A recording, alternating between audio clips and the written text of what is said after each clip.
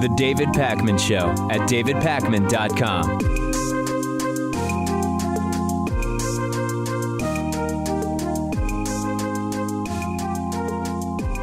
I have yet another story, an unfortunate story from Bangladesh for you. Just to catch you up, we've covered in the last year a number of these incredibly violent hackings to death of a variety of non-religious and rationalist and pro-science thinkers in Bangladesh. Just to give you a summary of a few of them, I will put up a list for you here. Dr. Avijit Roy hacked to death by assailants with cleavers. Oyasakur Rahman hacked to death by extremists with cleavers in Bangladesh. Secular blogger Ananta Bijoy Das hacked to death by extremists with cleavers. Science and Rationalist Association of India organizer Niloy Chatterjee was decapitated in his home. Hands were cut off. 43-year-old Faisal Aragan Dipan found dead in his office. And more recently, 28-year-old Nazimuddin Samad hacked to death for supposedly, quote, promoting atheism. And 58-year-old Professor Rezaul Karim Siddiqui hacked to death as well. And unfortunately, Lewis, it has now gotten even worse. The body of a 75-year-old Buddhist monk has been found hacked to death in the district of Bandarban, inside of a Buddhist temple. Police say that his killing follows the murder of two prominent gay activists, a law student and a university professor, just last month. And in February, a Hindu priest was beheaded in northern Bangladesh. The situation in Bangladesh really warrants deeper understanding than it's usually moderate, but extremists are taking over. We sort of hear two sides on this story from people, Lewis. On the one hand, from people like Reza Aslan, we hear Bangladesh is just so moderate, period, full stop, no more analysis necessary. From others, we hear Bangladesh is just, it's a disaster of Muslim extremism like any other incredibly extreme Muslim state. And the reality is much more in the middle. In 1972, the Constitution of Bangladesh actually listed secularism as one of four founding principles, but it was eventually removed in 1977. And it was replaced by a statement of, quote, absolute trust and faith in Almighty Allah, and Islam was then declared the state religion in 1988. This is all to say that secularism and reason were forces in Bangladesh, which were slowly eroded and replaced over time, until in 2010, the Supreme Court restored secularism as a sort of basic tenet of the Constitution, and the Supreme Court also strengthened its stance against punishments by fatwa, which we've talked about, after complaints of brutal sentences being carried out against women by these extra-legal village courts. So you have a country with significant extremist elements, but also historically has had many reformers, freethinkers, atheists. So it also has many targets for extremism. It is true, Lewis, to say that on paper, Bangladesh is more moderate in terms of Muslim countries. They have no law against apostasy, for example. They have, which is the leaving of Islam. Yeah, but they have, yes. You may still be charged for insulting Islam. That's right. So it is a complex situation. We can't just write it off as these are totally anomalous instances that have nothing to do with the situation in the government and law at large. But we also should recognize that on paper, Bangladesh has been a country of reformers. It's no coincidence that there are so many rationalists and atheists and free thinkers in Bangladesh. There are plenty. And I don't think the government is doing enough. I don't think we're hearing enough from them about this. And it really has become an epidemic. Yeah. So they need to act on this. And their inaction, I think, is very telling. Absolutely. Officially, Bangladesh is part of the International Covenant on Civil and Political Rights, which is designed to sort of ensure that there is true freedom of religion and expression. Because as you know, Lewis, freedom of expression doesn't mean You can say whatever you want, but you risk being hacked to death and the government basically taking no action. That's not really the type of freedom of religion and expression that we're talking about. So the government in Bangladesh does need to be absolutely more proactive. We have seen widespread attacks against atheists, against Hindus. We now have a Buddhist. It is very complex on paper. The bottom line is we have to demand that the Bangladeshi government take a more forceful stand on this. The big news over the last few days about Donald Trump is that he is refusing to release his tax returns. He says it's none of your business. He is saying that there is just no reason whatsoever for him to do this at this time, and that he is not going to because he is currently being audited by the IRS. Now, we heard the IRS line months ago, Lewis. The IRS came out and said, listen, we don't say whether someone is being audited. Trump can say whatever he wants.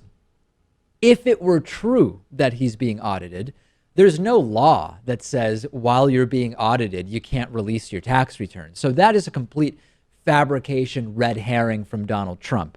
The problem is that the pressure is mounting for Trump to release the tax returns. Former Republican nominee Mitt Romney says he believes there's a bombshell in Trump's taxes, either that he's not nearly as wealthy as he says he is, or that he's paying outrageously low taxes, or that he has a lot of offshore stuff going on, or that maybe he's not actually giving money to the charities, like the veterans charities, like he claims. This has become tradition, right? For the last 40 years, since 1976, presidential candidates have released their tax returns, period. Hillary Clinton went, and I think all told, she's released over 30 years of tax returns, but on her website, she has 8 years of tax returns. When asked about his tax rate, Donald Trump said on ABC, it's none of your business. You'll see when it's released, adding later that the release might be after the November presidential election. This is amazing to me on a number of levels. It's not about Donald Trump's taxes per se for me, Lewis. What it's really about is, number one, Donald Trump in 2012 publicly blasted Mitt Romney for being slow to release his taxes. Okay, so number one, there's a double standard element. Number two, Trump has built his presidential campaign on being the business guy and on being super rich and on having a net worth of, he's claimed, not between 9 and 10 billion. Other estimates like Forbes have said between 4 and 5 billion. But a former Trump biographer said it's more like $200 to $250 million. Now, I don't care about the tax returns per se.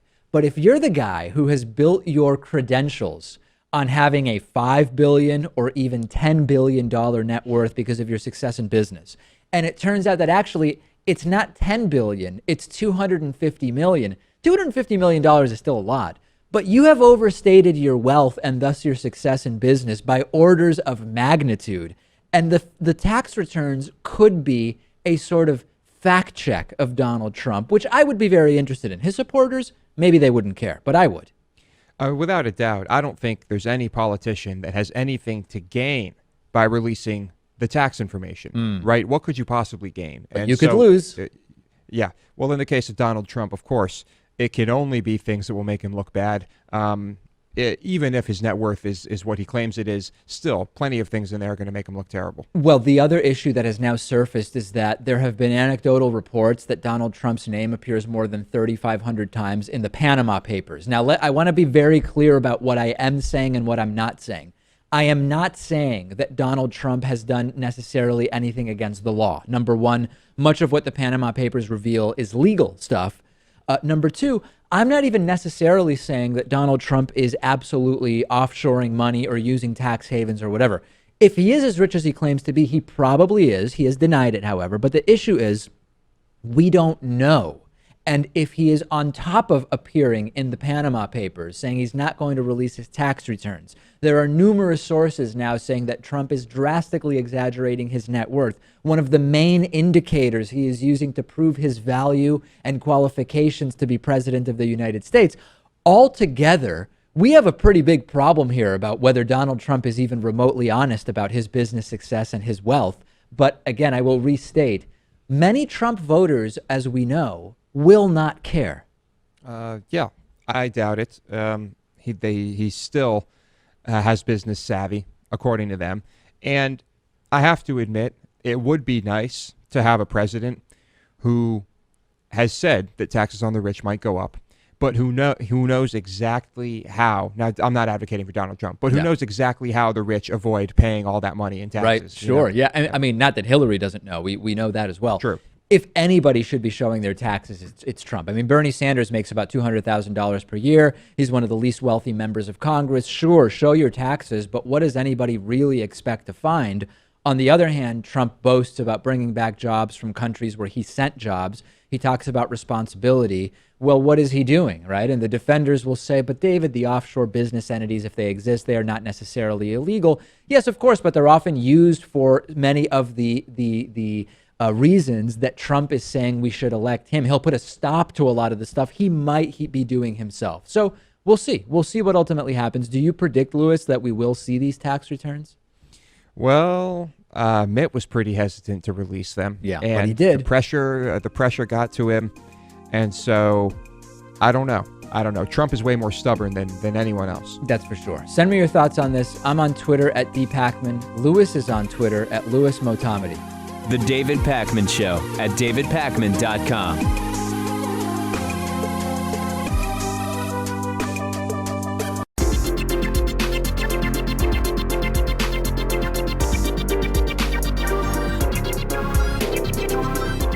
The David Pakman Show at davidpakman.com. Today's new member of the day is Cody Barniak. I'll tell you more about what's going on with the flash drive membership special a little bit later, but I will suffice it to say, Louis, you can join Cody by signing up at davidpakman.com/membership. You may be somebody who occasionally or frequently shops on Amazon.com, and if you do, the shopping you do can support the work we do. If before going to Amazon, you type into your browser, davidpakman.com/Amazon, after that, anything you buy will support the work we do, sending us a little kickback. I saw, Louis, two very interesting items purchased through our Amazon link over the last week. One was a $200 electric toothbrush, and the other was a $650 radar detector. Now, I used to use electric toothbrushes, and I switched back to a $5, maybe even a $4 basic toothbrush. I've never looked back. I find that I get a better clean, Louis, with a manual toothbrush. I don't know what your view is on that.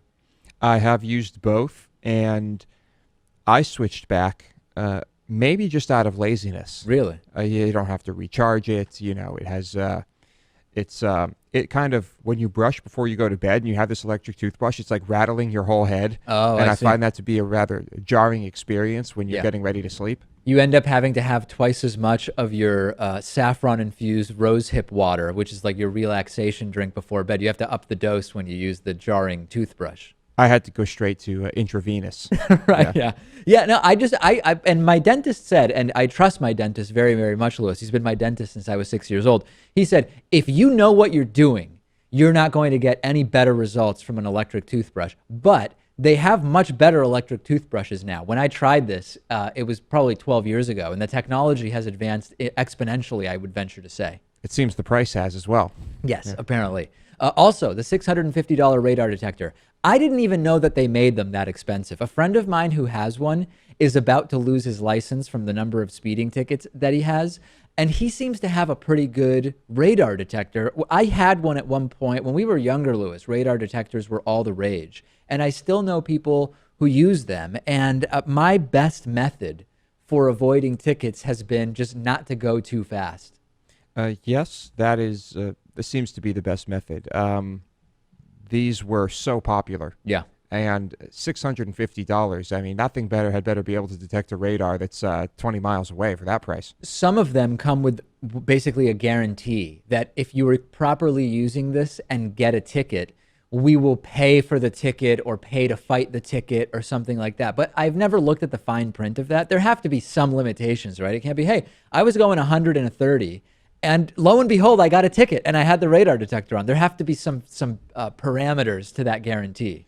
Yeah, and if you feel that you are legally protected in such a way, that seems dangerous to me because Right. you just, even when you drive by the cop, you keep going 100 Right. because, hey, they'll pay for your ticket. Well, I would love to get an email from whoever bought the $650 radar detector and explain to me exactly what type of driving you're doing, and because I'm fascinated by it, endlessly fascinated. And remember, any shopping you do by going to davidpakman.com/Amazon. We'll support the work that we do, and it won't cost you anything extra, which is really great.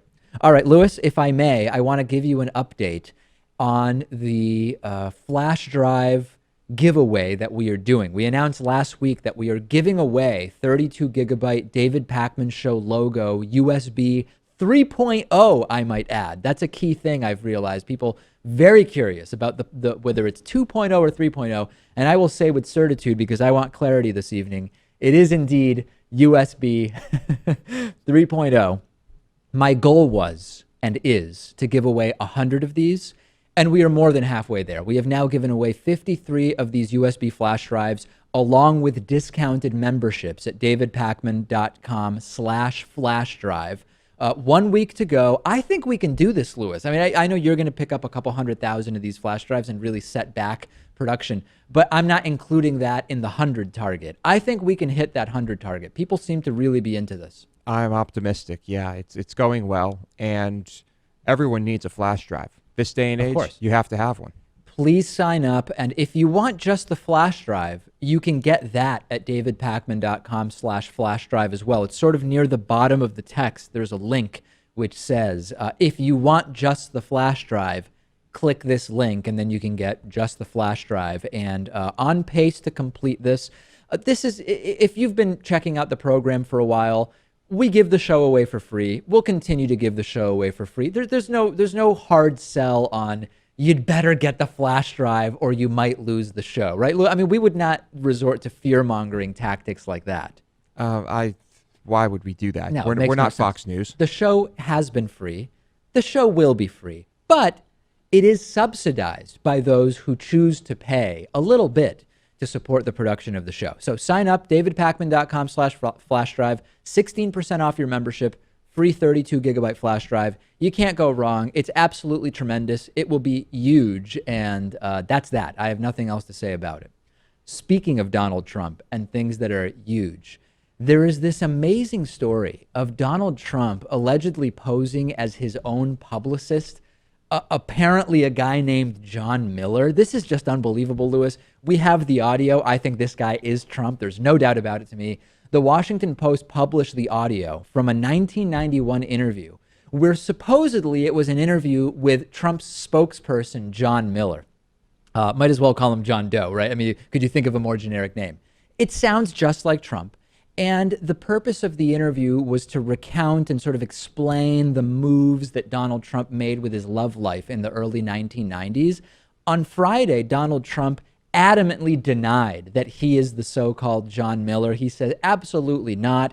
It doesn't sound like me on the phone. I've had many, many people trying to imitate my voice, and you can imagine that. This sounds like one of those scams, one of the many scams. It doesn't sound like me. The only problem, though, Louis, is that in 1990, in a court case, Trump testified under oath, to the extent that being under oath is worth anything to Donald Trump, and I will give him the benefit of the doubt and assume that it is. Trump testified under oath that he would occasionally use the names John Miller and John Barron in interviews with the media, according to the Associated Press. And Trump, at another point, there's three conflicting stories. At another point, Trump said, oh, I made this call, but it was just a joke that went wrong. So Trump's statements about this call I'm about to play for you are, it absolutely wasn't him. It was him, but it was a joke. And it was him, which is what he said under oath, that he would sometimes use this name, John Miller. You pick which story is the true one, right? We're going to play this now.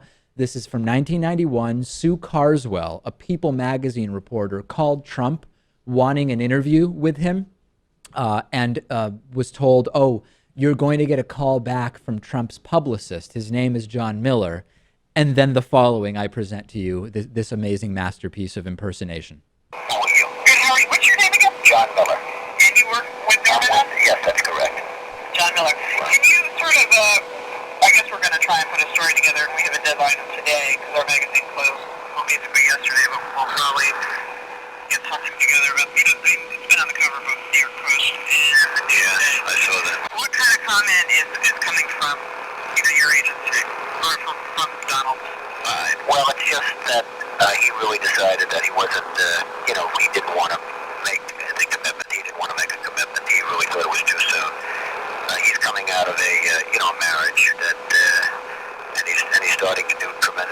financial issues, so he got his licenses 5-0 the other day, and totally unanimous. And he's really been working hard and doing well. And probably, as you know, there's a real estate depression in the United States, and he's probably doing as well as anybody there is. And frankly, he wants to keep it that way.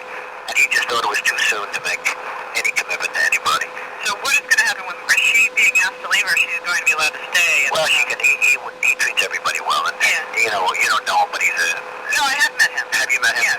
He's a good guy, and he's not going to hurt anybody. The one article said he's going to throw around the apartment. It's total nonsense. He's going to always treat her well as he treated his wife well. Yeah, tremendously well, quite frankly. I mean, this is a guy who is using the exact same vocabulary that Donald Trump uses. Okay, well, maybe if you work with Trump, you start to pick up some of the words that he uses. He is using the exact same intonation that Donald Trump uses. Well, if you hang around him enough, you'll probably start sounding like him as well. And he also has the exact same accent that Donald Trump has. Well, hey, listen, the guy's based in New York. Tons of people with New York accents walking around, right? Well, but Donald Trump abruptly hung up on the Washington Post when they asked him on Friday afternoon about reports. He just flat out hung up the phone, and then his secretary came on and said, oh, yeah, Trump had to go. He's no longer available. This is Trump, right? I mean, this is yet another one of the many Trump scams. There's no doubt in my mind it's Trump. And even back then, it's pretty safe. Maybe he couldn't have known he'd be running for president. It's pretty safe. And your mic is on, right, Louis? My mic is on. Okay, good. Yeah. Just making sure. It is on. It's pretty safe to assume that everything you say is being recorded. Yeah. Why do people forget about this? This is relevant for the same reasons that the tax returns are relevant. There are fundamental questions of honesty.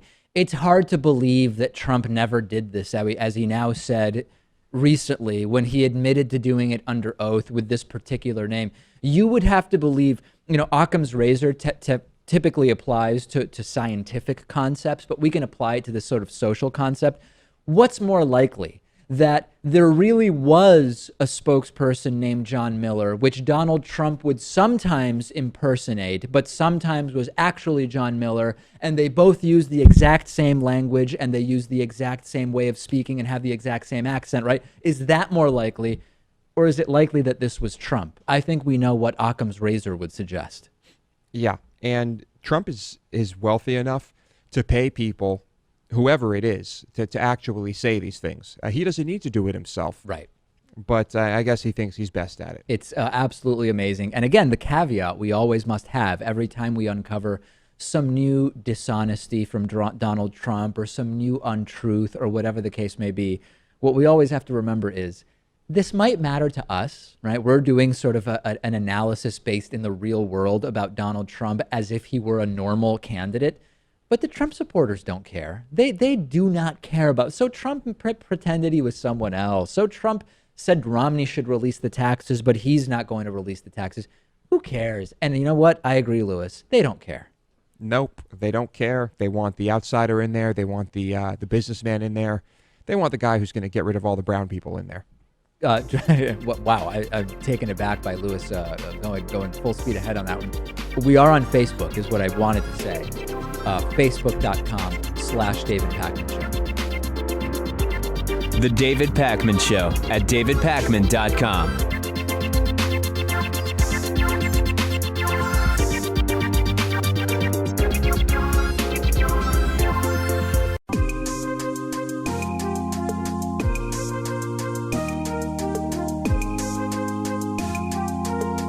Welcome back to the David Pakman Show.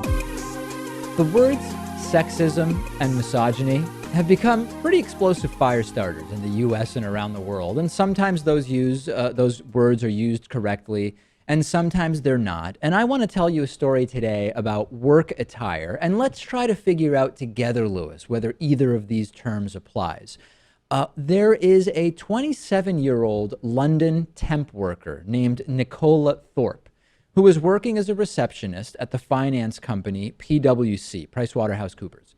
And she says she was sent home from work after refusing to wear high heels. She says that she was told she has to wear shoes with a 2-inch to 4-inch heel.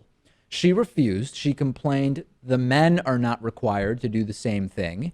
and that this is really not good. It's impossible. I have to be walking around all day showing clients and visitors to different rooms, 9 hours in high heels. It is not healthy, it is painful, and this is not right. She was sent home. Now, this created a sort of logistical controversy first because PwC said, oh, this isn't our policy. And indeed, it is actually the outsourcing firm, or maybe you call it a temp agency, named Portico, which has these requirements. And indeed, Nicola Thorp signed the appearance guidelines according to Portico. Again, PwC, which is where she was actually working, said the high heels thing is not part of our dress code.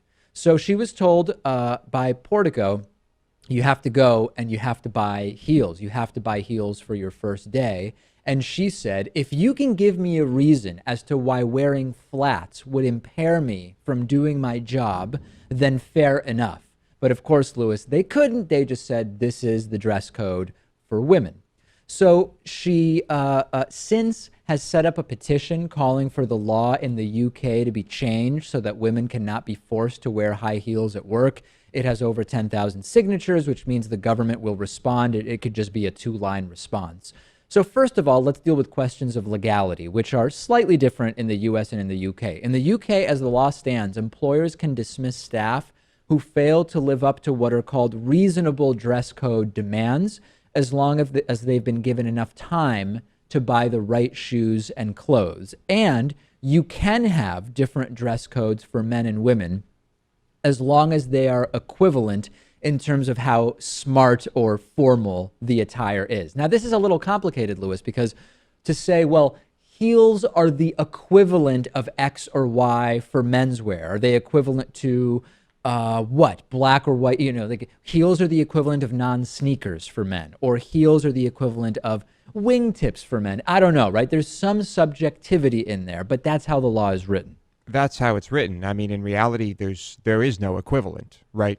I mean, It's physically, subjective. there's no equivalent. Right. Yeah. In the U.S., it's a little bit more strict. The Equal Employment Opportunity Commission enforces issues of employment discrimination, says in general, an employer may establish a dress code that applies to all employees or employees with certain job categories, but you are not allowed to do it based on sex stereotypes, which are considered a kind of sex discrimination.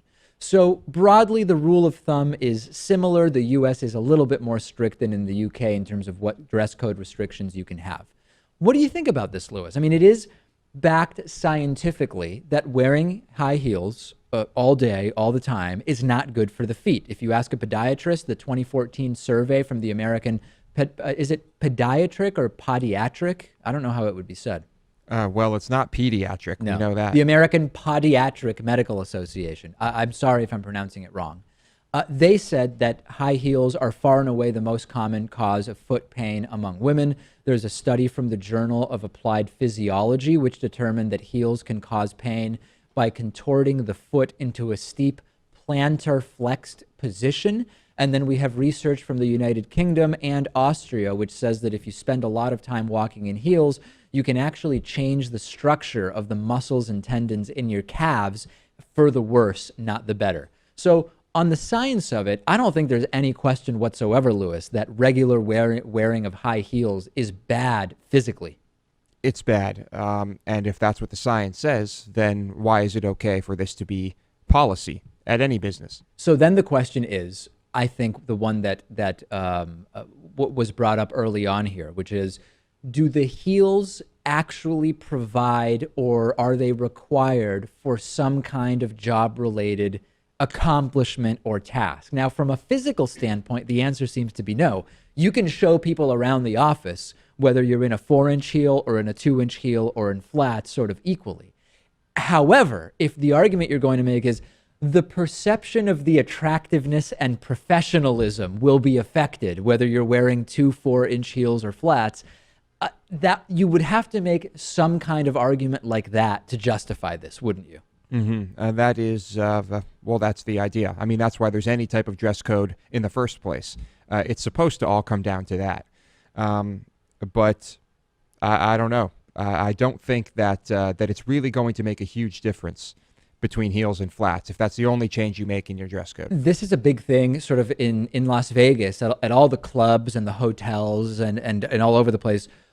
All of the wait staff typically is not only women, but women wearing very high heels. And I always wonder, is that written in somewhere? And is there not an argument to be made that it is not a relevant part of the dress code? And I spoke to an employment lawyer about this.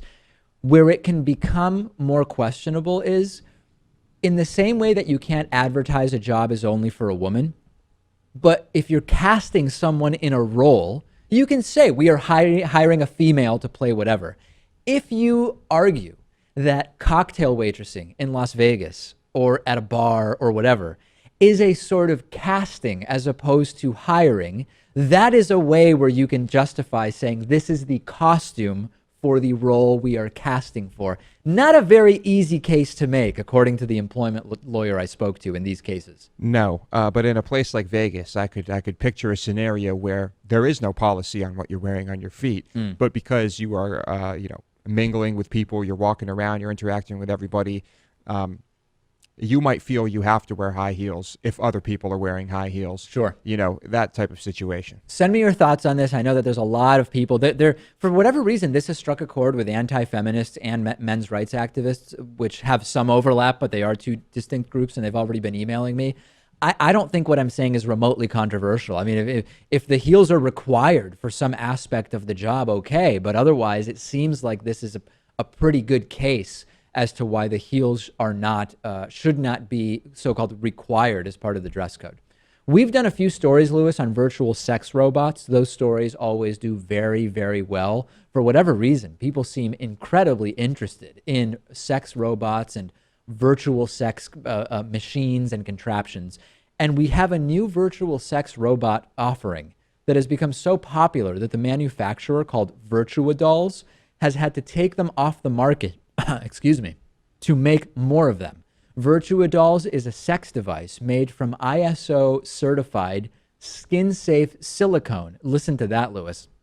It features a specially sized hole which can simulate a variety of different motions and activities.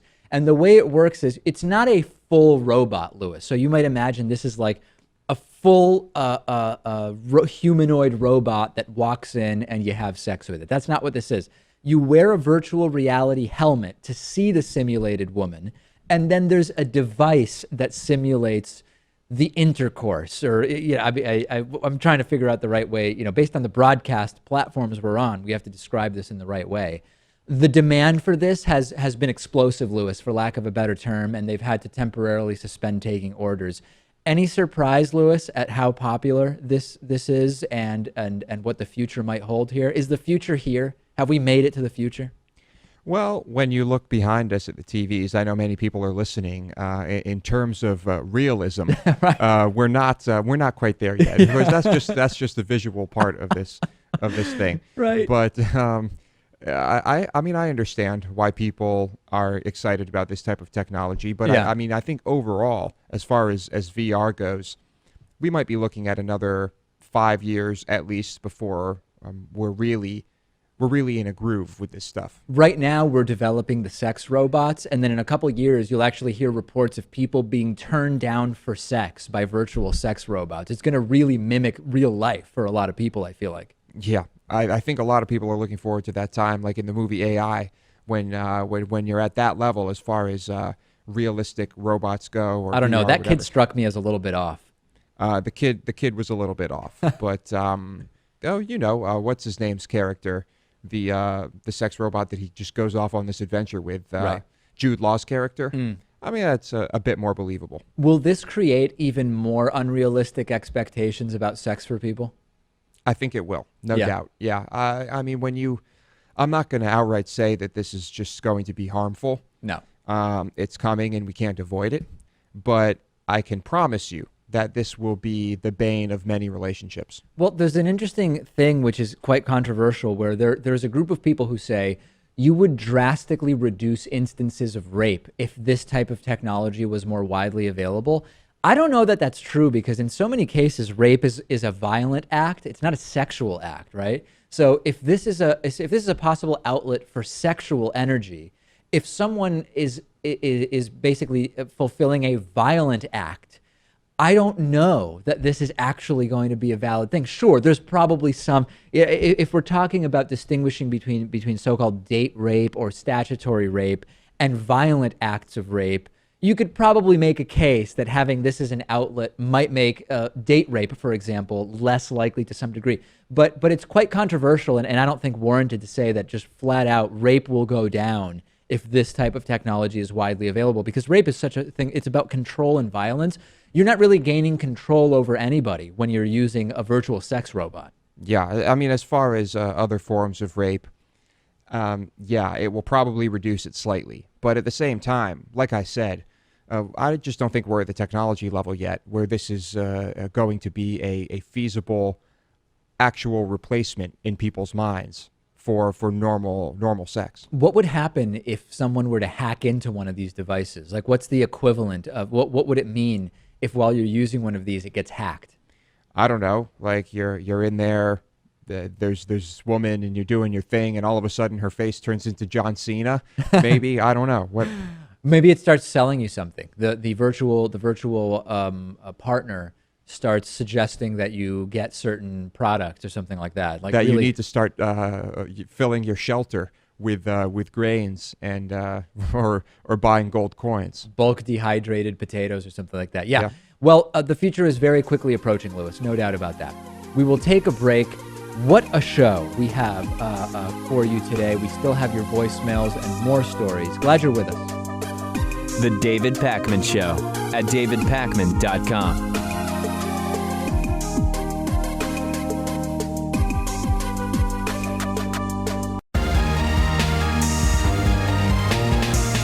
The David Pakman Show at davidpakman.com.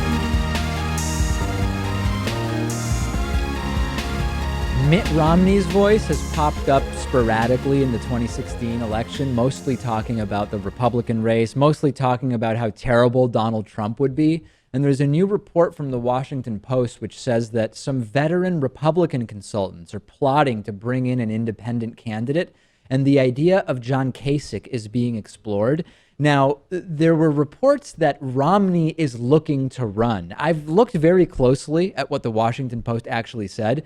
They said Romney is involved in the recruiting. A ton of stories, Lewis, saying Romney's going to run with Kasich as his running mate. If that happens, that I've not seen any reports suggesting that. The point is Romney is involved in trying to get somebody to run, and maybe that person would be Kasich. I don't know how much traction this could get. No, I don't know. I know he likes Kasich. Well, what else do we know? Yeah. That's really it. It might be futile at this point, but it is being looked at. And another possibility would be Senator Ben Sasse from Nebraska, who's been a big critic of Donald Trump.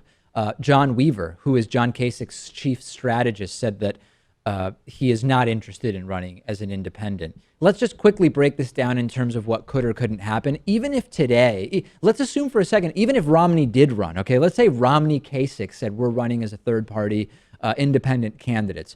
Number one, we've already passed a number of state deadlines to get onto ballots. So that opportunity is gone.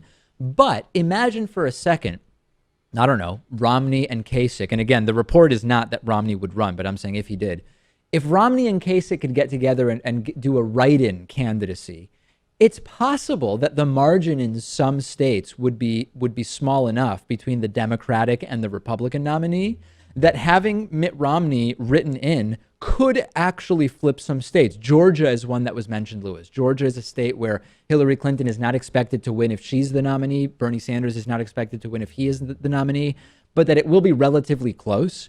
If you have a strong third-party right-wing candidate there running as a write-in, you don't need that many votes to take enough away from the Republican candidate to flip it to the Democrat, which would be a huge, huge problem for Donald Trump.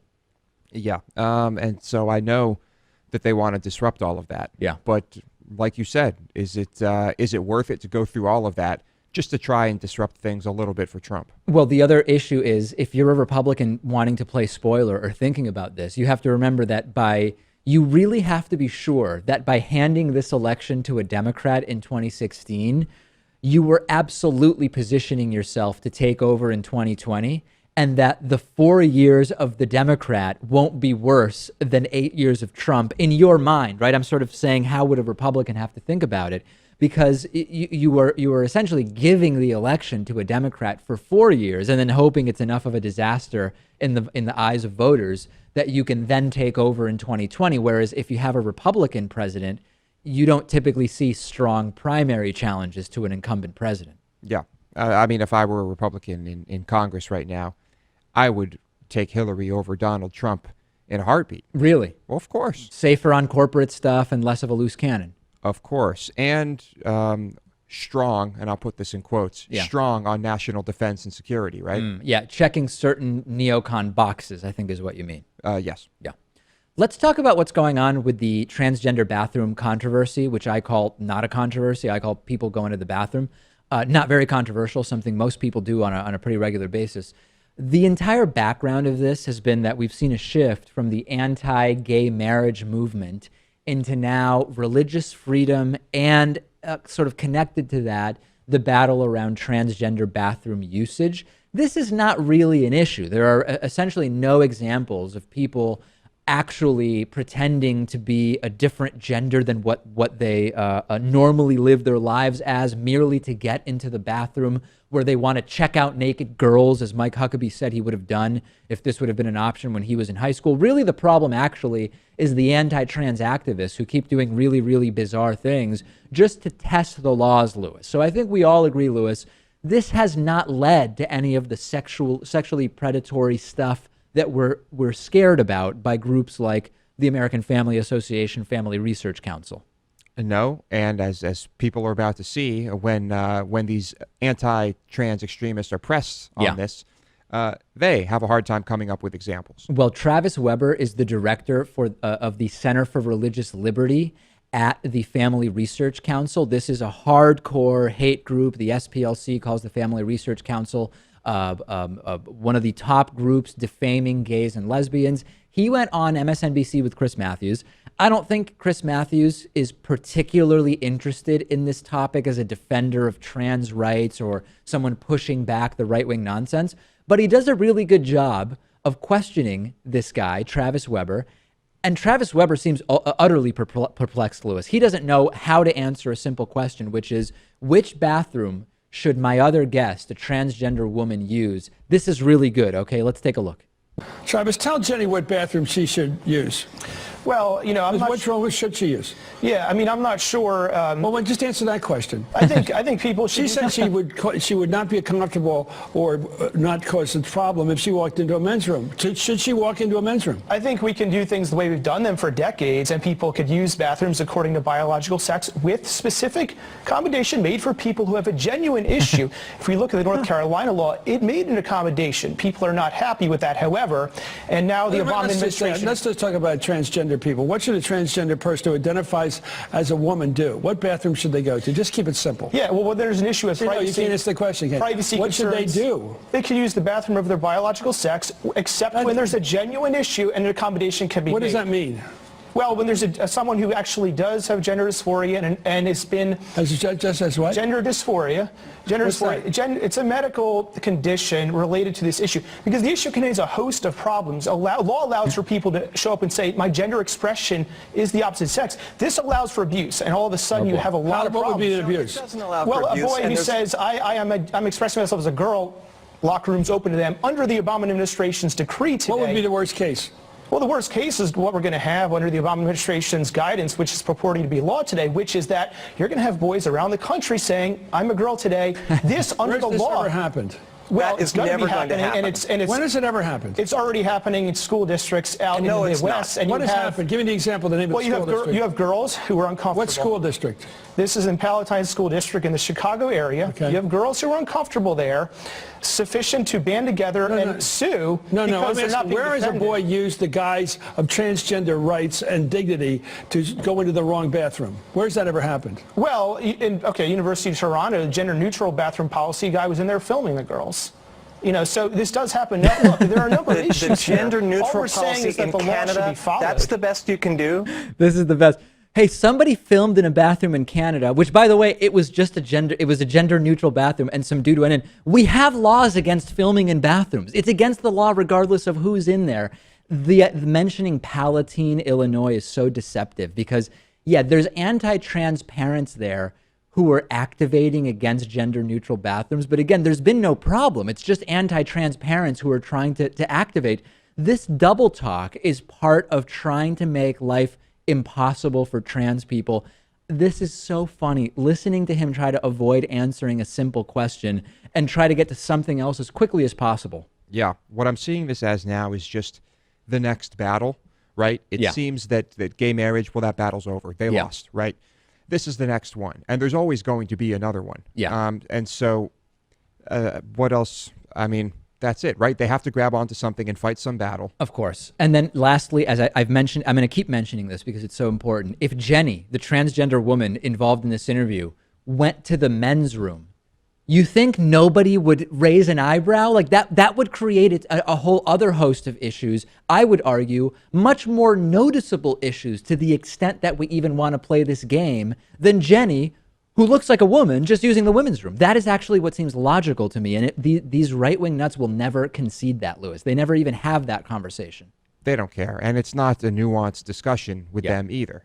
It's pointless. It's like, what is even the point of trying to talk sense into this guy? We have a voicemail number today. That number is 219-2-DAVID-P. Here's a voicemail I received, which I will play for you. Hey, David. This is Nick over in Alaska. I was just catching up on the program, and I missed the introduction for Senator Jim Hill, but when I came in after a good 30 seconds into it, I only listened to the podcast due to bandwidth issues, but I was imagining this as an old crotchety white man complaining about how, hey, even white people are getting screwed over now. But then when you did the extra, I found out that he was an African-American senator. Right. Amazing. Yep. Yeah. A lot of people confused by that. They thought this is a white guy criticizing that now white middle class people are the new N-word, right? But no, yeah, he was first African American senator in Oregon. Also, real quick, last week we talked about what movies were better than the books. I said they were very few and far between. A couple that I got in email, Lewis, that stood out: Shawshank Redemption and The Godfather. Movie better than the book. I agree with those two. Well, I can't speak to that because I did not read those books. Very good. Always incisive analysis from Lewis on that. No, actually, I did not read. I read Shawshank Redemption. I only read a little bit of The Godfather. It's like 1,000 pages. Shawshank Redemption was just a short story, wasn't it? Yeah, I believe so. Yeah. I did not think that Mario Puzo's Godfather book was that good, and I didn't actually get through it. But be that as it may, that's all the time we have today. DavidPakman.com/flash drive. Get yourself that free David Pakman Show flash drive with a membership, and then it wouldn't be over for the day. You would have another show to listen to, the bonus show, produced every day. We'll go to that now.